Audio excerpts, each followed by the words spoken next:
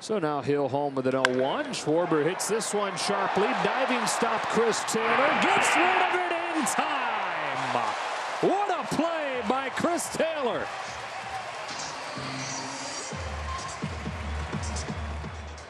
On a 2-2 pitch, Beatty swings a high fly ball to right field that sends Hayward to the track, to the wall. We're tied on a 2-run shot from Matt Beatty, his first in the big leagues.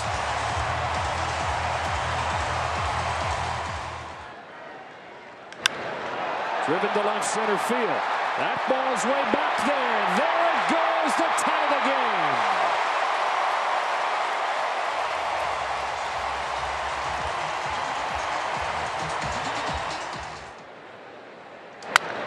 That is a base hit for Rich Hill. Schwarber's throw to the plate is airmailed. Rich Hill rakes, and the Dodgers lead 4-3. First and third, one gone, and Ryan DeMuncy with a 2-1. Max swings and grounds it to first. Rizzo to second one. They're coming home. He got by him. Somehow Verdugo got his foot to the plate before the tag from Contreras. 6 innings, keep the score right there. Get a chance. Baez on the line to center. Verdugo takes a hit away. Giving Javi Baez a little bit of his own medicine there with some great defense for the first. Matt, congratulations are in order. Your first big league home run coming off a guy in Kyle Hendricks that has been pitching out of his mind his last 6 outings. What did you like about that short, compact swing that sent it over the fence? Well, you know, that guy's good. He's works all sides of the plate. It speeds you up, slows you down, and I just wanted to get something good to hit and see him up, and you know, luckily at the end of the at bat, that's what I did. You continue to get your first looks at the big league level. You're crossing things off your list. What does it mean to you to be able to hit the first home run of this level of baseball? You know, it's awesome. It was awesome running around the bases. That's everything you dream about, is being able to hit a home run in the big leagues. Hopefully you get that ball back. You might have to do a couple of exchanges with the fan that caught it, but what will you do with that ball if you receive it? It's going to go to my dad, and then whenever I get a house or whatever, a man cave, it's going to go up on the shelf somewhere. A man cave would be appropriate. Just the feeling that you have when you're doing these types of things and continuing to contribute. A good day for you offensively. Thank you. What happened as far as that defensive play there at first base? You know, I just didn't get the glove on it. It was kind of bouncing a little bit, but you know, I think the emotions of the 9th inning, everything got to me just a little bit, and I just let it slip underneath my glove. All right, you go ahead and take the emotions of the home run over the emotions of that defensive play. Congratulations are in order, Matt. Congrats. Thank you.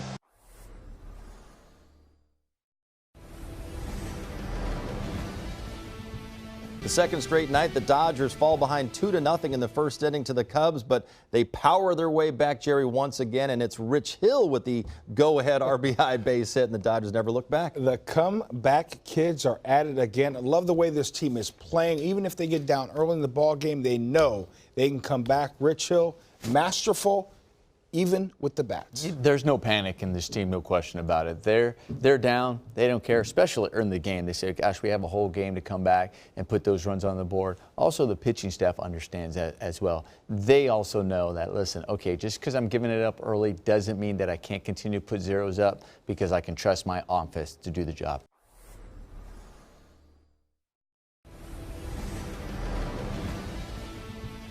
Corey Seager, we know, has been placed on the IL. What can you tell us about the results of the testing and your anticipation of how this affects you guys? Well, obviously not having them active affects our club, but we have, with Chris Taylor and Kike to kind of fill that void, we'll be fine. And when Corey gets back, only time will tell, and that's kind of contingent on everybody's body heals differently, and I'm hoping that the youth and just kind of getting back will get them. And when that is, honestly, Ilana, I don't know. As far as the MRI results, grade 1/2. So you talk about the grade, but each individual athlete, their timetable sometimes is different. And when he goes down, he was just getting hot offensively. Terrible timing, not only for you guys, but for Corey. How much do you miss being able to have this guy who's so productive when he's healthy for a full season?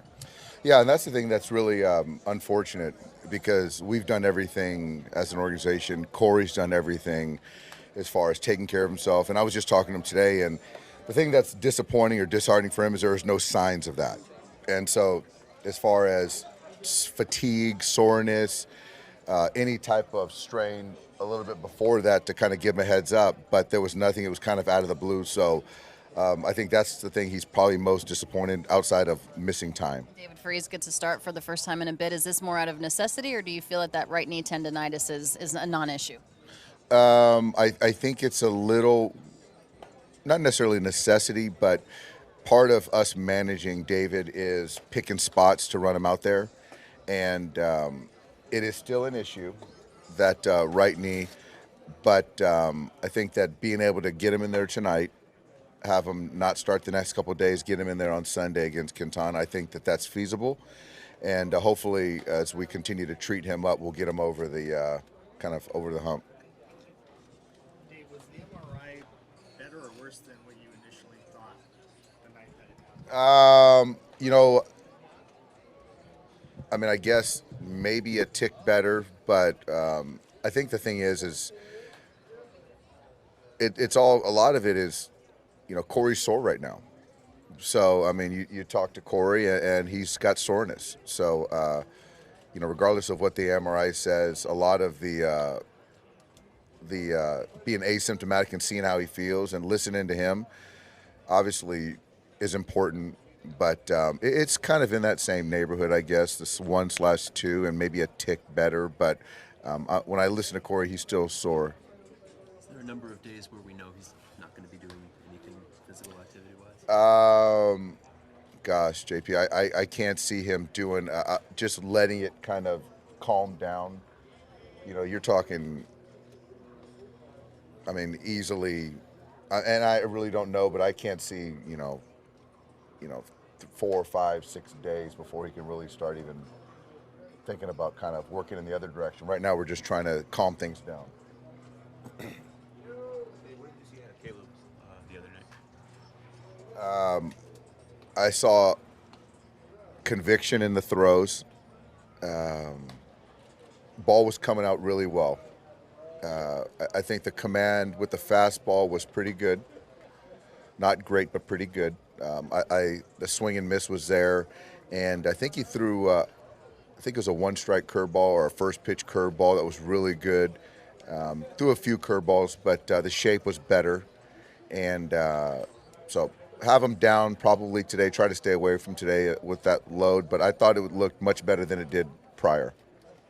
How important is he for your bullpen to kind of straighten him out and get him right? He's really important, and even when we sent him out before, our message was that he's a big part of what we're trying to do, and we need him right. Just the ability to get lefties and righties out. So I think that with Caleb, just seeing the fastball, the life in the zone is something that we're looking at, and also the shape of the breaking ball. Just being able to strike it for a breaking ball, a swing and miss at times, but to get him back into account if need be also. What do you like about your squad against these Cubs? They're playing a bit better than when we saw them in April. It's a good club. They can pitch. It's a lot of the same. We kind of mirror one another. I think that if you look at the starting pitching that they have, and obviously they made with the addition of Kimbrel, they've had some bullpen struggles. But as far as on the offensive side, they can slug. They're athletic. They're dynamic. There's some youth there. So it's a fun team to watch, and they got us 2 out of 3 at their place. So we're looking forward to kind of atoning for that series. But it's going to be a good series. It's going to be a fun weekend.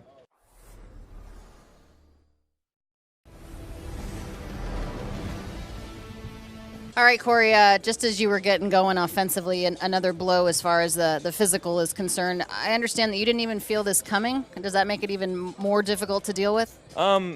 Yeah, kind of. I thought we had done a really good job on kind of taking time, kind of easing into things, being ready, being able to go, and putting a lot of time into being ready to get back on the field every day, and it kind of sucks, a little bummed.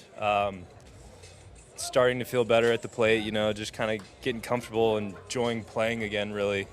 So yeah, it sucks, but it's something that just got to get through and be back eventually. You had mentioned a little bummed. I mean, you've gone through a lot this last year with your body, with a couple of off-season surgeries and just getting back into playing shape. I mean, how difficult is it to take this to mentally that you have to kind of start over again? Yeah, it sucks. It was kind of a long road last year. Was feeling good, feeling healthy, getting back out there kind of every night, and take a blow like this, it hurts. Like I said before, just kind of enjoying playing again, being out on the field with your teammates and everything, kind of getting to a rhythm again, and team's playing really well, and it's a bummer for sure. When you rounded third, you pulled up pretty lame, and you grabbed it. Did it feel as bad as the MRI showed?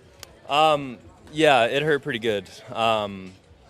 Unfortunately, it did kind of like catch really quickly. It would have been nice if it gave me a little bit of a heads up, but it didn't. But yeah, just kind of we are where we are. The worst part about these is it's hard to put a timetable on them. You could feel really good tomorrow and it gets quicker, or it could linger for a while. So it's just kind of the waiting game at this point. Yeah, with that, where do you go from here? What's next for you? It's just a lot of modalities, a lot of treatment, a lot of just trying to flush it out, get the swelling out, kind of get the pain to go away, relax the muscles around it, just kind of stuff like that. Did you feel fatigued at all in that game? Like, do you feel like the hamstring might have been fatigued because of the length of the game, because of just how much ground you had to cover as well? Not really. That's kind of one of the things that kind of bothered me the most was the ninth inning. I was loose, I was ready. It's not like it was early in the game and you weren't fully stretched or anything. I was totally fine. I was totally loose. Nothing was even really bothering me, so it was just kind of an unfortunate event. What's your understanding of the diagnosis? Like grade 1, grade 2, is that a good, better than expected? Is it worse than expected? To be honest with you, I don't really know. I don't really know how those work, what's the significance, whether it's a bigger part and it's less of a grade, or if it's more acute and a higher grade. I don't know what's worse or better, so it's just kind of my job is to just kind of feel better at this point. What's the worst part about the way you were swinging the bat? Is that the worst part about all this, that you were starting to get your feet underneath you?